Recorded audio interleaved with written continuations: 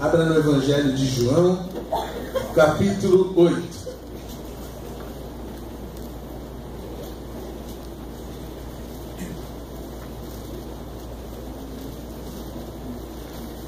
É um texto bastante conhecido. Você possivelmente já ouviu bastante sermão sobre essa passagem do encontro de Jesus com a mulher adúltera. Dezenas de sermões na internet sobre isso. Mas era sobre isso que eu queria compartilhar com os irmãos nessa noite. Evangelho de João, capítulo 8, do versículo 1 até o versículo 11. Diz assim a palavra do Senhor. Jesus, porém, foi para o Monte das Oliveiras. Ao amanhecer, ele apareceu novamente no templo, onde todo o povo se reuniu ao seu redor, e ele se assentou para ensinar. Os mestres da lei e os fariseus trouxeram-lhe uma mulher surpreendida em adultério. Fizeram-na ficar em pé diante de todos e disseram a Jesus: Mestre, essa mulher foi surpreendida em ato de adultério. Na lei, Moisés nos ordena apedrejar tais mulheres. E o Senhor o que diz? Eles estavam usando essa pergunta como armadilha, a fim de terem uma base para acusá-lo. Mas Jesus inclinou-se e começou a escrever no chão com o dedo. Visto que continuavam a interrogá-lo, ele se levantou e lhes disse: Se algum de vocês estiver sem pecado, seja o primeiro a atirar pedra nela. Inclinou-se novamente e continuou escrevendo no chão. Os que o ouviram foram saindo, um de cada vez, começando com os mais velhos. Jesus ficou só, com a mulher em pé diante dele. Então Jesus pôs-se de pé e perguntou-lhe: Mulher, onde estão eles? Ninguém a condenou? Ninguém, Senhor, disse ela. Declarou Jesus: Eu também não a condeno. Agora vá e abandone a sua vida de pecado. Oremos, meus irmãos. Senhor, nós estamos na Tua presença. Esta é a Tua palavra. Este é o Teu povo, Pai. Que o Teu Espírito Santo fale conosco nessa noite, como já tem falado durante este culto, e nos ensine e nos ajude a sermos praticantes da Tua palavra, e não somente ouvintes. Assim oramos, certos que o Senhor agirá no nosso meio. Em nome de Jesus, amém.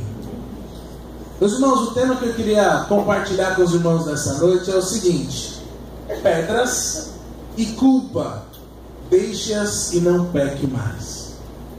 Legal, né? Pedras e culpa, deixe-as e não peques mais. Meus irmãos, o que estava acontecendo aqui em João 8? Vamos conversar só um pouquinho para começar com relação ao contexto dessa passagem. Depois você lê na sua casa lá João capítulo 7, capítulo 8 e capítulo 9, vai ter uma ideia do que estava acontecendo naquele momento, só não no encontro com a adúltera, como por ali. O contexto era que estava acontecendo a festa dos tabernáculos.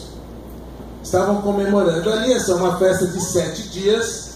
Jesus fala que não vai nessa festa porque ele já estava sendo perseguido, mas no final das contas ele aparece na festa.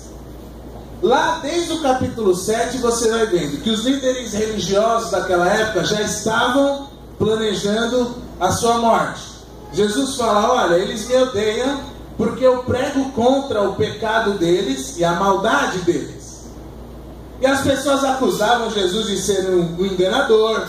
Por medo desses líderes religiosos, ninguém falava bem de Jesus publicamente, porque as pessoas podiam ficar mal. Isso é tão sério que lá no capítulo 9, os pais daquele cego que é curado, Deus fala: esse é seu filho? É. Mas ele não era cego? Era. E como é que ele está enxergando agora? Fala: não sei de nada. Pergunta para ele. Ele já é grandinho. Tamanho medo de se posicionar a favor de Jesus, ou falar bem de Jesus, ou falar que era um seguidor de Jesus nesse contexto. Era isso que estava acontecendo exatamente lá. Queriam prender Jesus, mandaram guardas para prender Jesus. O povo não falava nada por medo, mas já estava dividido. poxa, mas se ele não é o Messias, como é que ele faz tantos sinais? Como é que ele faz tanto milagre? Como que ele está realizando tantas coisas, se é que ele não é o Messias? Os líderes falam, então o povo já estava dividido. Os guardas que foram para prender Jesus, o que vocês acham que eles fizeram? Ficaram com medo de prender Jesus. Porque ele estava ensinando, ensinava com autoridade, fazia milagres. Talvez eles nem precisassem prender mesmo Jesus, amarrar, nada disso. Depois, se eles tivessem um mandato de condução coercitiva, eles já conseguiam levar Jesus lá para os líderes religiosos. Os líderes amaldiçoavam o povo que acreditava em Jesus, falavam, vocês são malditos e vocês não conhecem nada da lei de Moisés por acreditar nisso que esse homem está falando. E aí começaram a ter alguns problemas, que alguns líderes religiosos começaram a crer em Jesus. Nesse caso aqui o cidadão era Nicodemos, aquele de João 3. Então não só o povo estava dividido, mas líderes religiosos estavam começando a acreditar em Jesus. Terminada a festa dos tabernáculos, no dia seguinte acontece esse encontro forçado entre Jesus e a mulher adulta. Logo depois desse encontro, o pessoal acha que Jesus é um louco, acham que ele vai se matar, chamaram ele de endemoniado, falaram que ele era um samaritano endemoniado, pegaram pedras para matar Jesus e ele se escondeu dentro do templo. E aí no capítulo 9, meus irmãos, acontece algo maravilhoso, só pelo fato de nós lermos a história, que é a cura do cego de nascença. Certo? Agora, para o judeu, isso tinha um significado muito especial, porque isso para o judeu era inacreditável. O que o judeu acreditava? Que se uma pessoa nascesse cego de nascença, ele era amaldiçoado. Deus quis que ele nascesse assim. Tanto que a pergunta dos discípulos é: Senhor, quem pecou? Foi ele ou foi os pais dele para que ele nascesse cego? Jesus fala nenhum dos dois, isso é para manifestar a glória de Deus. E quando Jesus cura o cego de nascença, a mente daquele povo entra em parafuso, porque dentro da tradição judaica, o único que poderia anular uma maldição de Deus era o Messias. Então, meus irmãos, essa hora aqui o negócio ficou mais tenso ainda.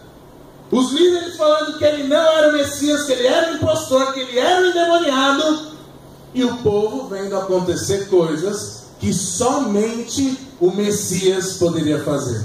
Então esse, irmãos, era o contexto.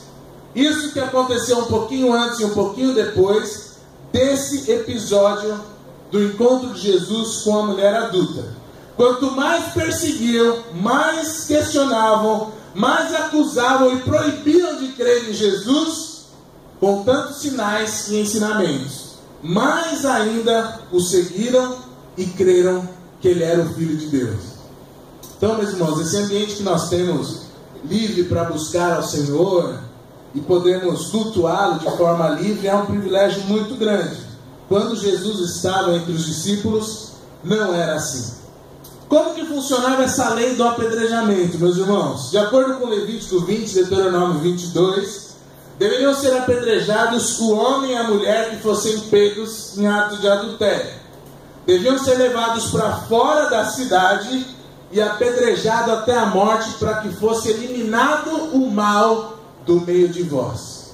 Essa era a lei. E também tinha essa lei de apedrejamento para outros pecados, como idólatras, desvios sexuais, invocação de morte, blasfêmia. Tudo isso poderia fazer com que a pessoa fosse apedrejada na cidade, ou fora da cidade.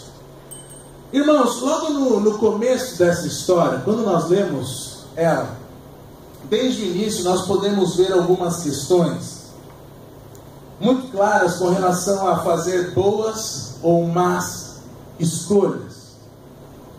Se nós olharmos para Jesus e a mulher especificamente, nós vamos ver que Jesus, depois que terminou a festa dos tabernáculos, ele foi para o Monte das Oliveiras.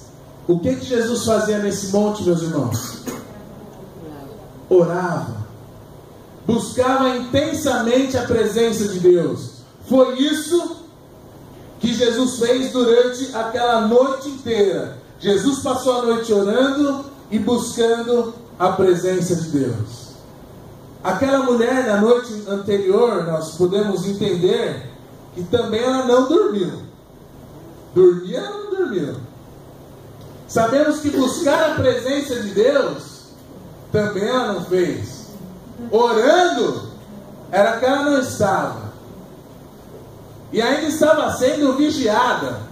A gente não tem muita informação exata, mas a história que os judeus, fariseus contam, os líderes, é que ela foi pega no ato de adultério. Jesus escolheu, meus irmãos, passar a noite na presença de Deus. A mulher escolheu passar a noite realizando e atendendo os seus desejos. O que isso nos ensina sobre escolhas, meus irmãos? É que escolher fazer a nossa vontade, a vontade da nossa carne, nos leva à destruição, a pecados, destruição e morte. Agora, escolher a vontade de Deus nos leva à santidade, restauração e vida. Amém, meus irmãos? Amém. E essa luta, meus irmãos, é muito intensa, eu sei. Eu sei que todos os dias nós temos que lutar contra a nossa carne. Eu sei que todos os dias nós temos que permanecer firmes para não ceder às tentações que o inimigo coloca diante de nós. E essa, meus irmãos, é a nossa luta. Eu falo muito para os jovens aqui da igreja. Às vezes o problema é que nós esquecemos que nós estamos em guerra todos os dias. Às vezes nós vivemos a nossa vida tão tranquilamente que esquecemos. Hoje de manhã no culto hispânico, o pastor Adalto estava falando sobre isso. Falou que o diabo ele não tira férias. Ele não vai cansar de roubar algo da sua vida, de tentar te destruir, de tentar te afastar da presença de Deus.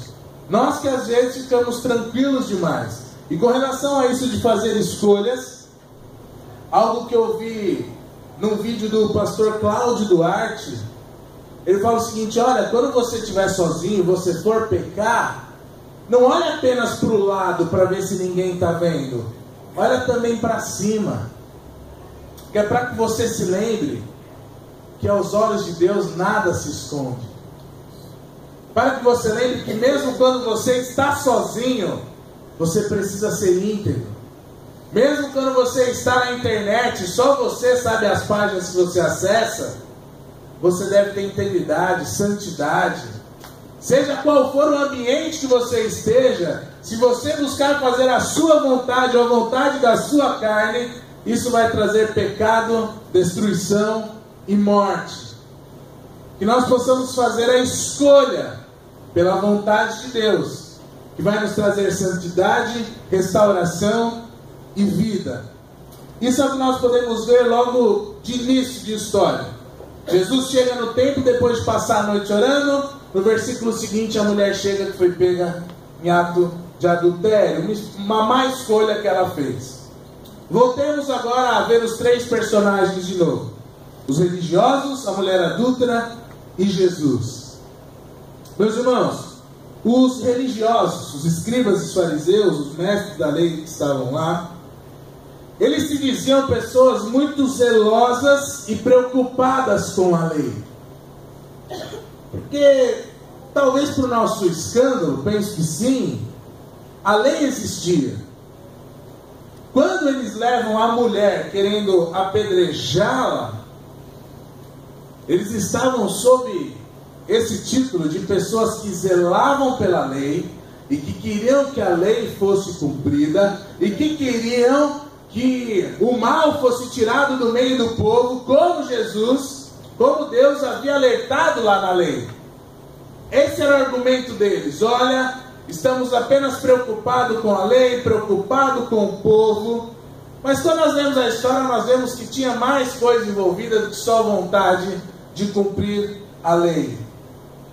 E aí a minha pergunta, meus irmãos, tentando trazer para o nosso dia, é quantas pedradas será que a gente já não deu nas pessoas, se dizendo defender a Deus, e a lei de Deus, e a igreja, e os ministérios da igreja?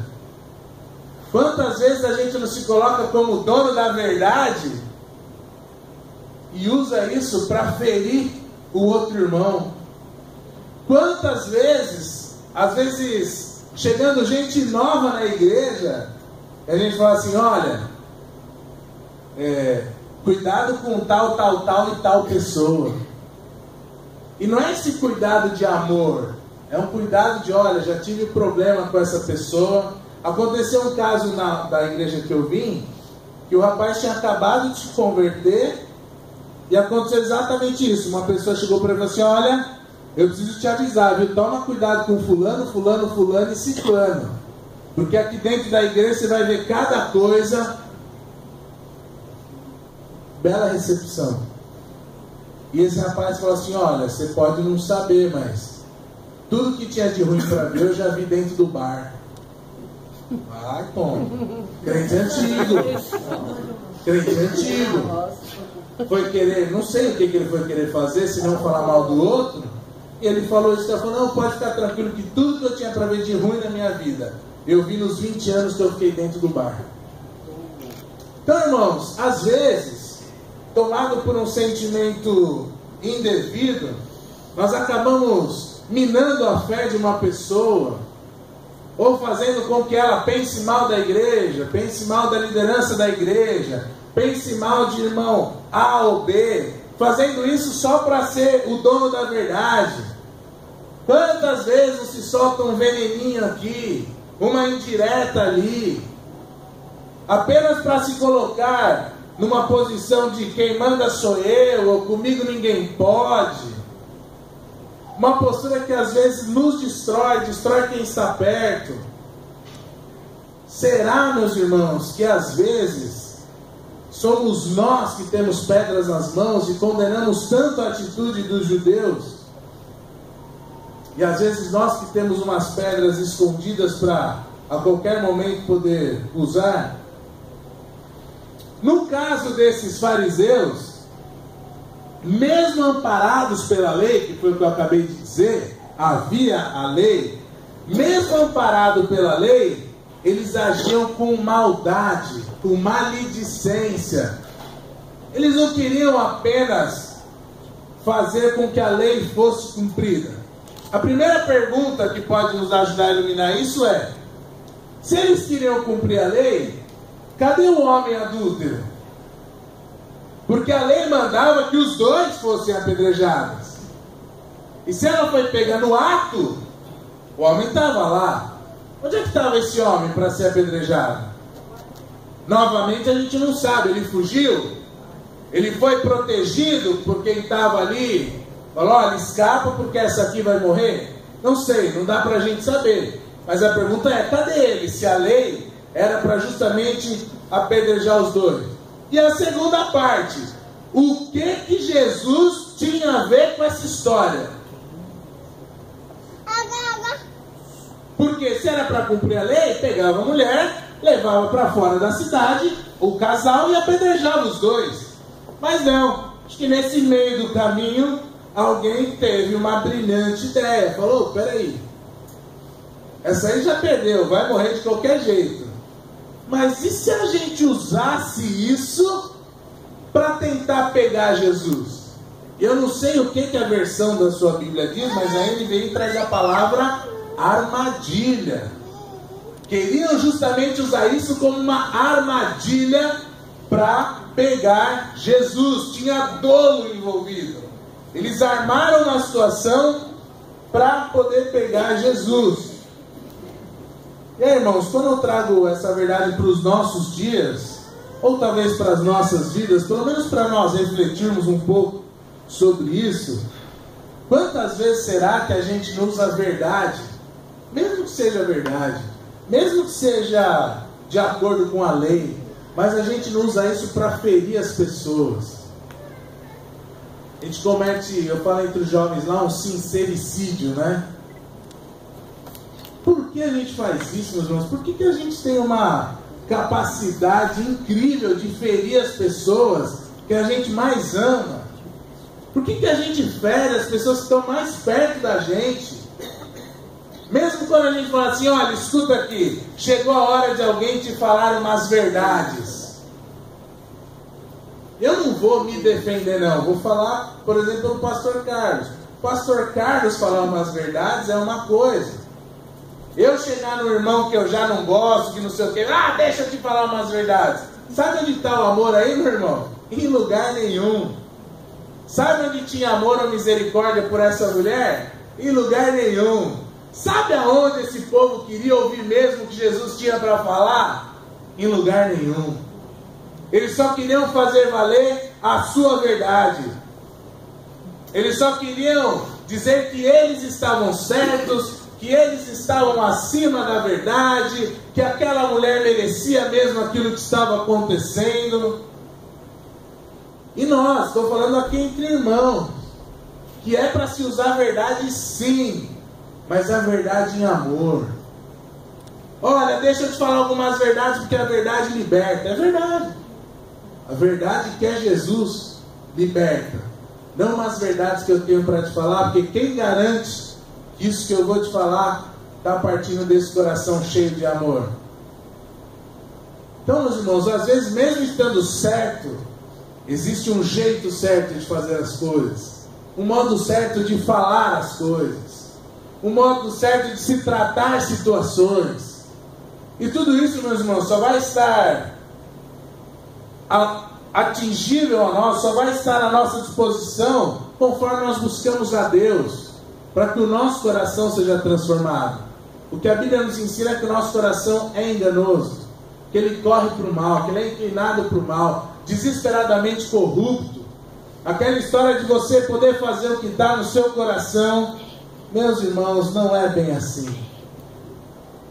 Nós criticamos muito o povo judeu quando nós lemos as histórias bíblicas. Olhamos para os fariseus e falamos, esse povo era fogo. E hoje na classe eu falava para o pessoal, mas se a gente trazer para hoje, será que a gente às vezes não faz igual? Isso não é uma acusação não, meus irmãos, é uma pergunta que primeiro vem para mim, antes de eu poder compartilhar com os irmãos. Será que às vezes, querendo ser o dono da verdade, nesse afã, a gente não deixa pessoas machucadas pelo caminho? E será que o propósito de Deus é esse para a igreja? Penso que não. Aqueles homens, eles se achavam muito, mas muito melhores do que aquela mulher. Afinal de contas, o pecado dela estava exposto e o deles estava bem escondidinho. E agora eu não estou mais falando de hipótese, porque daqui a pouco Jesus expõe o pecado deles, ou quantos são pecadores. Meus irmãos, é aquela história que o pessoal fala, o macaco senta em cima do seu próprio rabo. Espero que ninguém escandalize, é um ditado popular. Mas é isso, esconde o seu problema para poder apontar o do outro. Meus irmãos, que o Espírito de Deus nos ensine a não querermos nos comportar desse jeito. É muito mais fácil, é muito mais cômodo revelar o pecado do outro, porque às vezes isso faz com que nós nos sintamos melhor, que ninguém saiba do nosso pecado. Num primeiro momento, meus irmãos, como é doce falar da vida do outro. Como é gostoso falar que o pecado do outro está muito pior que o nosso. Como é bacana fazer isso num primeiro momento. E como é amargo reconhecer o nosso próprio pecado. E se prostrar diante de Deus e pedir perdão. E talvez ter que procurar um irmão para pedir perdão. Isso é amargo, isso é difícil. Isso é uma primeira leitura que a gente faz. E por isso que na maioria das vezes a gente usa essas pedras. Mas na verdade, quando nós olhamos com mais atenção, meus irmãos, amargo mesmo é continuar numa vida de pecado sem arrependimento. Quando nós lemos a palavra de Deus, estudamos a palavra de Deus, e ela não faz mais efeito na nossa vida, ela não nos constrange mais, meus irmãos, isso é um sinal de alerta muito forte. O que é doce mesmo, o que é bom, é viver livre do domínio do pecado através de Jesus Cristo. Amém, meus irmãos? Amém. E eu não estou aqui falando que isso é fácil. Olha, siga aqui 10 passos. Olha, são 12 semanas. Olha, são 5 maneiras. Não, meus irmãos. É um leão por dia. É uma guerra por dia. Para que a gente não tenha sempre pedras na mão para atacar nas pessoas. Vamos continuar analisando aqui o nosso texto. Falando agora um pouco sobre a mulher adúltera. Pega em flagrante. Que exposição, meus irmãos. Que vergonha para essa mulher. Se nós achamos que hoje a mulher é discriminada, então você imagina lá no Oriente, há 2000 anos atrás. A função da mulher era ter filhos, criá-los e agradar os maridos. Só isso. E ainda era muito comum acontecer de conforme essa mulher envelhecesse, o marido lhe dava uma carta de repúdio ou de divórcio e se casava com uma mulher mais nova. Era isso que a mulher valia. A mulher repudiada era uma mulher à margem da sociedade. Então, era assim que a mulher era vista. Então você imagina uma mulher pega em adultério, meus irmãos. Como que era o tratamento dessa mulher? Eu imagino que no caminho até Jesus, até isso acontecer, essa mulher foi apanhando. Eu imagino que essa mulher tivesse seminua. Eu imagino que essa mulher devia estar sentindo a maior vergonha da sua vida, por ter sido pega em flagrante, saber já o que aquilo significava. Ela sabia sim que ela ia morrer. Ela sabia sim que ia apedrejar ela até a morte. E essa vergonha da exposição é terrível. Eu preciso te fazer uma pergunta, meu irmão. Você já foi pego em flagrante alguma vez fazendo alguma coisa? Porque eu já. O ano era 96. Eu não tinha o hábito de cabular aula, de matar aula, nada disso. Até porque seria uma burrice. Eu morava na esquina da escola. A escola era Monteiro Lobato. Alguns aqui estudaram lá. E um dia tivemos a brilhante ideia de cabular aula para jogar bola na quadra da escola. Eu não sei o que vocês estão rindo, porque vocês não conhecem a escola. Então a escola era num prédio, você tinha que subir uma escada de uns 80 degraus. E lá em cima é a quadra. Ou seja, visão privilegiada. Ninguém iria nos apanhar sem que nós víssemos. O plano era bom. Isso é engraçado. Mas quando nós estávamos lá, nós estávamos em 5. 4 jogavam e um ficava olhando. Eu não sei, o infeliz acho que resolveu assistir o jogo. E aí a inspetora, querida tia Helena, já gritou do meio da escada: os 5 pode descer. Não desce nada, vai os 5 pular o muro do Monteiro. O muro era baixo. E eu assim, irmãos, eu nunca fui muito magro.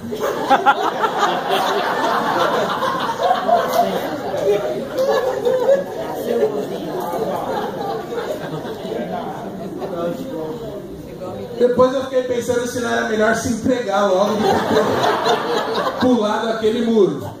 Mas o fato foi, nós 5 pulamos o muro. E quem conhece a região lá, a gente saiu de lá, foi pro mercado Pirituba e ficamos jogando bola lá. Mas, irmãos, quando você planeja o errado, uma hora a verdade aparece. E não demorou muito, no outro dia estávamos na classe. E aí foi vergonhoso, mas a tia Helena entrou na classe e falou: os 5, não estou nem falar o nome, os 5 já foram levantando, saindo da classe. E nós fomos advertidos e tudo mais.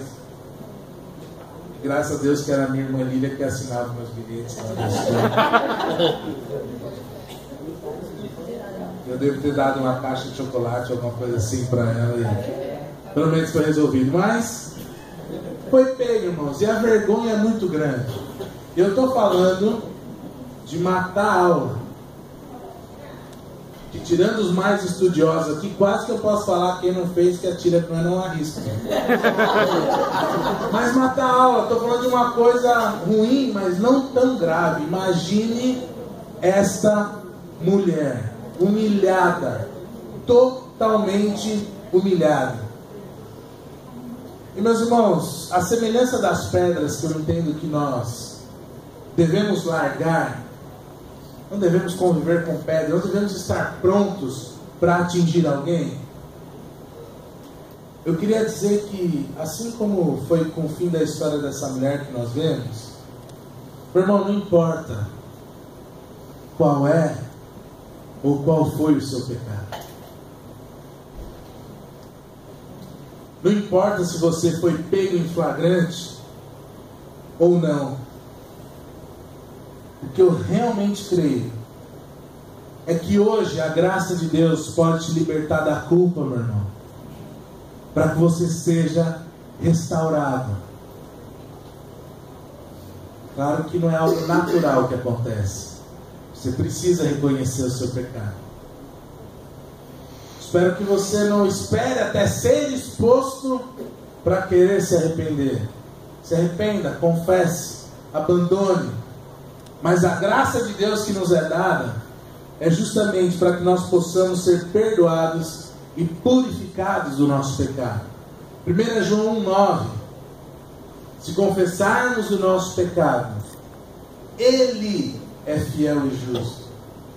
A fidelidade e a justiça do nosso Deus é que nos perdoa do nosso pecado. E é ela que nos purifica. Amém, meus irmãos? Amém. Não fique convivendo com culpa. Não fique deixando isso criar uma raiz no seu coração, que você não consiga se libertar, e isso acaba te afastando do Senhor. Algumas pessoas, por conta do pecado, elas têm vergonha de se aproximar de Deus. E é bom que tenha vergonha, mas não que se acostume com ela. Falar: Senhor, eu tenho tanta vergonha de ir na sua casa, de estar na sua presença. Às vezes eu nem oro, porque eu sei que eu tenho pecado, eu sei quem sou eu. Então, meus irmãos, pelo menos você admite que tem pecado, já é um bom começo, mas ainda é um começo. Você tem que colocar isso diante do Senhor, concordar com Ele do seu pecado, confessar e abandonar esse pecado. O que mudou a vida daquela mulher foi um encontro com Jesus Cristo. Jesus, como eu disse para vocês sobre o contexto do que estava acontecendo, ele estava sendo perseguido, interrogado em todas as ocasiões.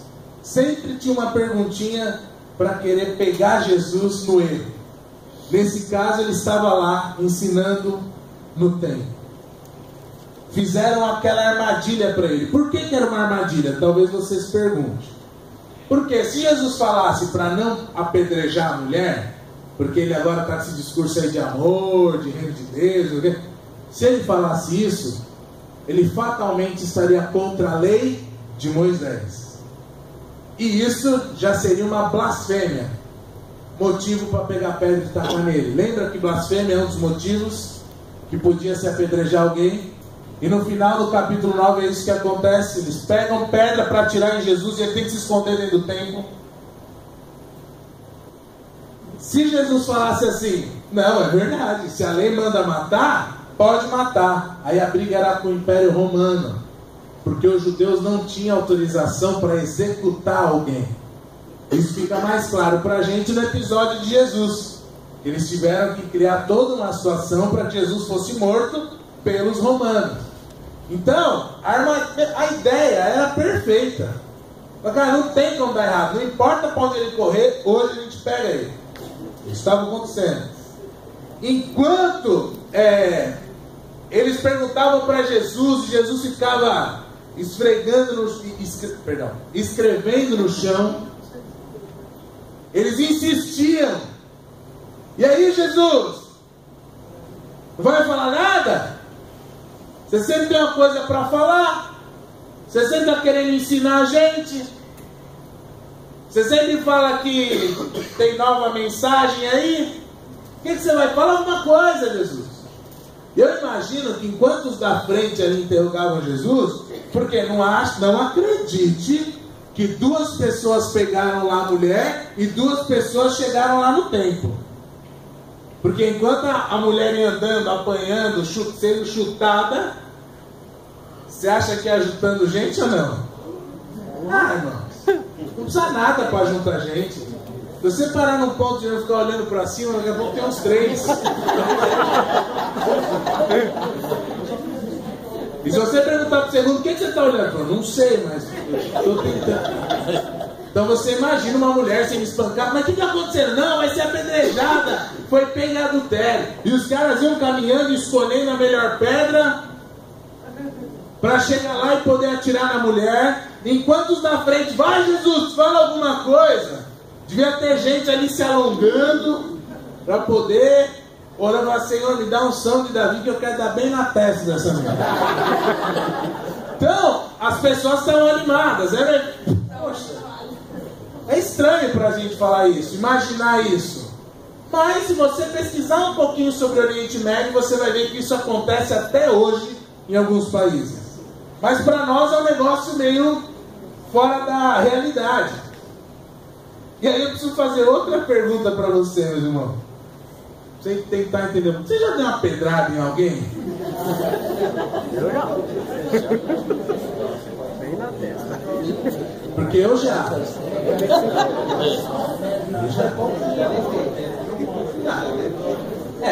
Eu já tive infância. No meu tempo, o pessoal ainda fazia estilingue. Mesmo que era coisa na cidade assim. Até que meu irmão comprou uma arminha de chumbinho, eu sofri muito com o estilingue dos vizinhos. Depois parei de sofrer. Eu reagi. Mas a gente fazia guerra de pedra e machucava. Você sabia que machucava? Igual o Flavinho falou, eu já tomei pedrada. Eu também já tomei pedrada. E eu estou falando, irmãos, de pedra pequena, pedra de rua. Aqui não, aqui a pedra era para matar. Na casa onde eu morava, tinha algumas árvores assim, e a gente tacava pedra nos carros que passavam.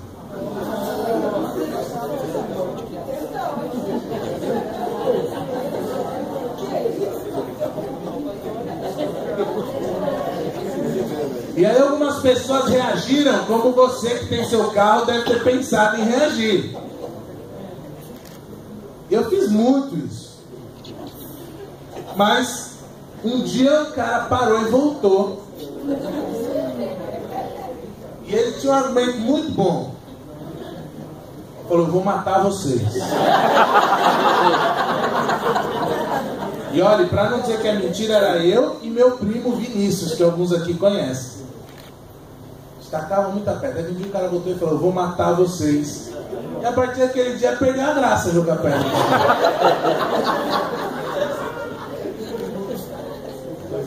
Mas eu estou falando isso, irmãos, que é coisa de criança, arte de criança. Assim como quando eu cheguei na faculdade, perdeu a graça cabular aula. Você paga a faculdade. Então não tinha mais graça. Então, meus irmãos, por isso que eu imagino que tinha alegria mesmo no coração daqueles caras. Mesmo sob o pretexto de cumprir a lei, eles queriam apedrejar aquela mulher. E aproveitar ainda a situação para desmoralizar Jesus.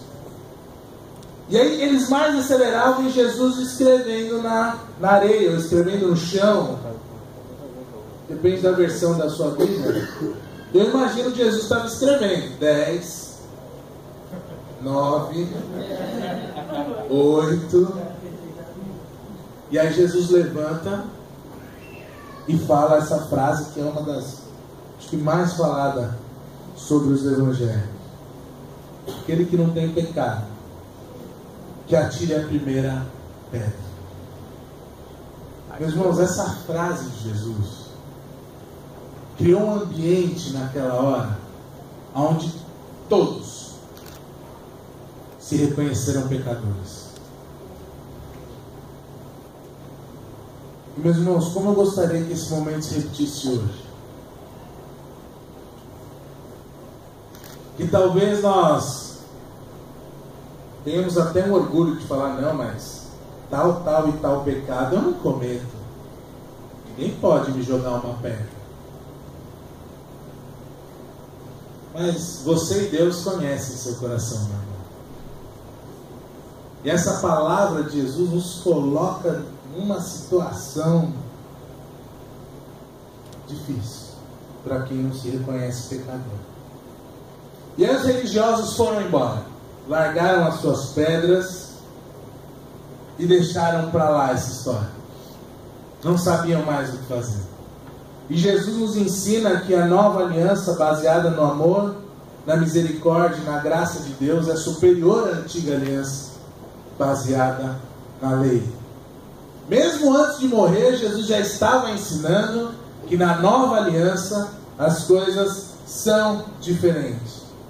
E aí quando estão só os dois, só Jesus e a mulher, se você for ver bem, mas não sobrou nem os discípulos. Que eu não sei se eles eram um dos que estavam com pedra na mão ou não. Isso o texto não fala, mas o que o texto fala é que ficou só Jesus e a mulher. Quando só estavam eles lá, Jesus diz: cadê quem te condenava? Não, Senhor, não tem ninguém. E aí Jesus fala: eu também não te condeno. Só que esse eu não te condeno é totalmente diferente do dos outros homens. Jesus era o único que podia pegar uma bela de uma pedra e tacar nessa mulher. Ele era o único sem pecado. Ele era o único que tinha autoridade para julgar aquela mulher por não ter pecado. Dentro daquilo que ele falou, só ele era a exceção. Mas o que Jesus falou para a mulher? Eu também não te condeno. E como é bom ouvir isso, é um bálsamo. Só que ele continuou: vá e não peques mais. Vá e abandone sua vida de pecados. Meus irmãos, é assim que Jesus age conosco. Ele nos recebe cheio de pecado, cheio de culpa, cheio de feridas, cheio de dúvidas. Nos perdoa primeiro e aí nos ensina a como devemos caminhar. E eu queria convidar você nessa noite, meu irmão, a baixar a sua cabeça, fechar os seus olhos e pensar somente na sua vida. Esquece o outro, esquece o marido, esquece a esposa, esquece vizinho, esquece filho, esquece pai, esquece mãe. Eu realmente queria que você pensasse só no que é a sua vida, aquilo que só você e Deus sabem. Eu queria muito que você fechasse seus olhos e pensasse sobre isso. Eu queria muito dizer para você nessa noite que não importa o quanto você se acha religioso, cumpridor de todas as suas obrigações na igreja, não importa o quanto você pensa que é melhor que os outros, ou que você não está tão ruim como os outros, você comete pecados, meu irmão. Isso é o que a Bíblia diz. Se você disser que não, você está fazendo de Deus um mentiroso. Mas hoje, meu irmão, Jesus te convida: abandone sua vida de pecado. Vai e não peques mais. Talvez suas palavras e suas atitudes tenham sido usadas como pedras para atingir as pessoas. Talvez porque você tenha uma autoestima baixa, talvez por rebeldia, fofoca, maldade, maledicência, insegurança ou por você achar que só você tem razão mesmo. Hoje Jesus te convida, meu irmão, solta essas pedras e abandone essa vida de pecado. Se você fica apavorado com a ideia de ter um encontro com Deus porque você não se sente perdoado dos seus pecados, você já confessou, orou, mas faltou fé na graça e no amor de Deus para se sentir perdoado. Se você tem vergonha de se achegar a Deus por causa do seu pecado, se você se sente humilhado, sujo, exposto, ou alguém que nem merece perdão, hoje Jesus te diz: eu não te condeno, mas abandone essa vida de pecado. No versículo 12 desse texto, Jesus diz: eu sou a luz do mundo. Quem me segue nunca andará em trevas, mas terá a luz da vida. Meus irmãos, eu creio que hoje é o dia. Pecados, pedras e culpa, deixas e não peques mais. Deixas e abandone a sua vida de pecado. Tem a luz da vida em você, que é Jesus. E se você entende que algo do que foi falado aqui se encontra com algo que você tem vivido, passado ou pensado, eu queria orar por você. Se você tem pecados que você precisa confessar, e óbvio que você não precisa falar qual, mas eu penso que é o dia de confessar. Se você está sempre armado com pedras aí para atacar nas pessoas, meus irmãos, está na hora de soltar. Se você tem vivido dias terríveis com uma culpa que você não consegue apagar da sua mente e do seu coração, meu irmão, deixe que a graça de Deus te cure.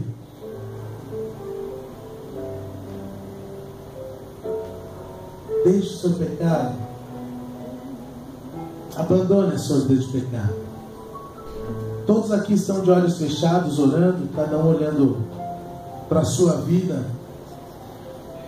Mas você que gostaria que hoje fosse esse dia marcante, eu queria que você viesse aqui na frente para orar por você. E saiba, evidentemente, você não vem diante de mim não, meus irmãos. Eu sou um homem falho que luta contra essas coisas também. Mas diante do seu Deus, diante daquele que quer te dar um tempo novo, uma vida nova, aquele que quer que você se sinta perdoado. Nós vamos cantar uma canção. Se você entender que você quer estar perto de Jesus, vem aqui na frente para que nós oremos por você. O Espírito Santo de Deus fala no seu coração. Só não se segure, não tenha vergonha. Não ache que se você vier à frente, todo mundo vai saber que eu tenho pecado, ou pedra, ou culpa. Não, meu querido. Deixa Deus mudar a sua história. Amém. Deus te abençoe. Amém. Venha, pode se ajoelhar aqui na frente e vai conversando com Deus. Essa conversa é entre você e Deus. É entre você e Deus esse negócio. Pecado, culpa, pedras, medo. É hora de deixar tudo isso aí para trás. É hora de um tempo novo diante do seu Deus. Há um lugar onde eu quero ficar, te encontrar e ouvir tua voz. Todos os dias, Senhor, sem limites, junto a ti adorar. Meu lugar é onde tu estás. Eu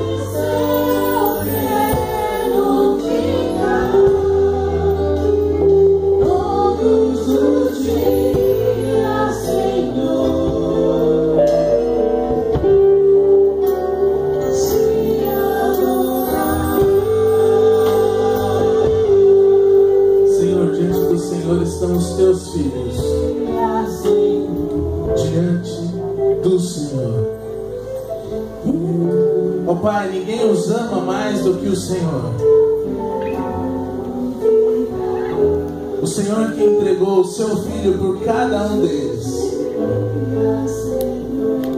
Ó Deus, mas o Teu Espírito, ó Pai, de forma especial falou com eles hoje, falou com todos nós, mas a eles, ó Pai, o Senhor tocou de forma diferente. Eles estão aqui, ó Deus, ou por reconhecer os seus pecados e confessá-los diante do Senhor, ou porque têm usado as suas palavras e suas atitudes de forma a ferir outros, ou porque, ó Deus, eles têm sido tomados por uma culpa por conta do seu pecado. E, ó Deus, enquanto o assunto é pecado, não tem nada que possa resolver senão a Tua graça, maravilhosa graça. Ó Deus, o Senhor sabe o que eles estão colocando diante do Senhor. Ó Deus, que eles se sintam perdoados pelo Senhor. Ó Deus, que a Tua palavra se cumpra na vida deles, de perdão e de purificação. Ó Deus, se às vezes o problema é a falta de fé na Tua graça, no Teu perdão, no Teu amor, ó Deus, os ajude na sua incredulidade. Ó Pai, sem fé é impossível até se aproximar do Senhor, porque nós temos que crer no Senhor, na Tua palavra, no Teu amor, no Teu Filho Jesus morto naquela cruz. Então, ó Deus, se o problema for esse, acrescenta-lhes a fé. Ó Deus, mas que mediante a confissão de pecados, que eles sejam perdoados pelo Teu amor e pela Tua graça, se cumprindo a Tua palavra. Ó Deus, se alguns têm tido atitudes erradas em comportamentos, em palavras, ó Deus, transforma essas vidas por louvor e glória do Teu nome, Senhor. E aqueles que têm sido consumidos pela culpa, que sejam visitados pelo Teu Espírito Santo, ó Pai. E que a Tua maravilhosa graça os liberte disso de uma vez por todas, de uma forma que somente o Senhor pode fazer. Deus, faça isso hoje, ou comece isso hoje, se for um processo, mas que eles sintam, ó Pai, o toque do Senhor. Ó Deus, que como a história daquela